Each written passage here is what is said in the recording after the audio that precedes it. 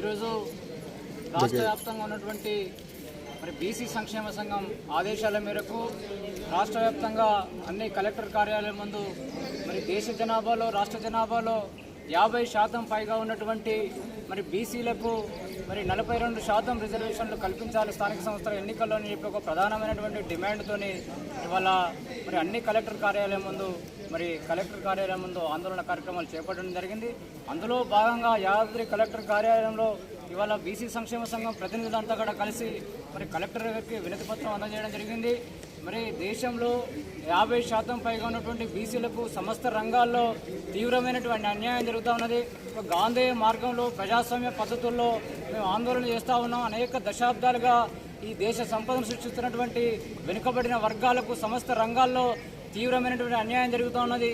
ఈ దేశంలో పశుపక్షాదులకు అనేక వాటికి మరి లెక్కలు ఉన్నాయి. కానీ ఈ దేశ సంపదను సృష్టిస్తున్నటువంటి వెనుకబడిన వర్గాలకు మరి జనాభా లెక్కలు లేకపోవడం మూలంగా మా జనాభా దామాషా ప్రకారంగా మరి ఎన్నికల్లో టికెట్లు లేకపోవడం జరుగుతూ ఉన్నది.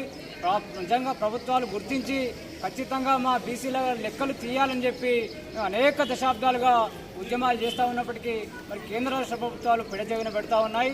ఇప్పటికైనా మేము గాంధేయ మార్గంలో మరి విజ్ఞప్తి చేస్తూ ఉన్నాం. కాబట్టి ఖచ్చితంగా కాంగ్రెస్ పార్టీ ఎన్నికల హామీ కూడా ఇవ్వడం జరిగింది. కామారెడ్డిలో బీసీ డిక్లరేషన్ చేయడం జరిగింది. మరి బీసీల ఓటు బ్యాంకుతోని అధికారంలోకి వచ్చినటువంటి కాంగ్రెస్ పార్టీకి ద్వారానే సామాజిక న్యాయం సాధ్యమవుతుందని చెప్పి మరి దేశంలో ఈ రాష్ట్రంలో ఉన్నటువంటి వెనుకబడిన వర్గాలంతా కూడా మరి మూకుమ్మడిగా మరి కాంగ్రెస్ పార్టీకి సపోర్ట్ చేయడం జరిగింది. దాని ఫలితంగా కాంగ్రెస్ పార్టీకి సంపూర్ణమైనటువంటి మెజారిటీ రావడం జరిగింది. కాబట్టి మరి స్థానిక సంస్థల్లో ఎట్లాగో మరి చట్టసభల్లో అసెంబ్లీలో పార్లమెంటు టికెట్లు బీసీలను విస్మరించారు.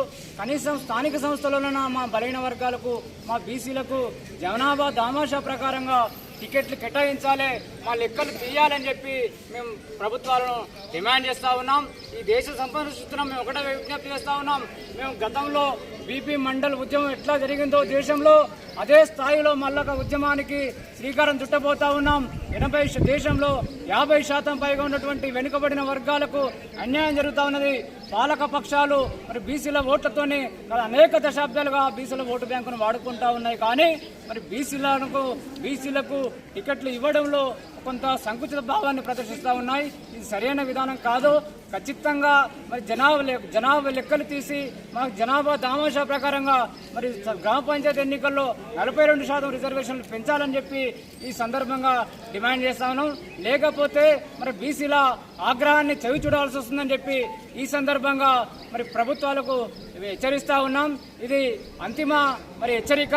రాబోయే కాలంలో ఇంకా పెను ఉద్యమాలు నిర్మాణం చేస్తాం, ప్రభుత్వాలను స్తంభింపజేస్తామని చెప్పి ఈ సందర్భంగా విజ్ఞప్తి చేస్తూ బీసీల ఐక్యత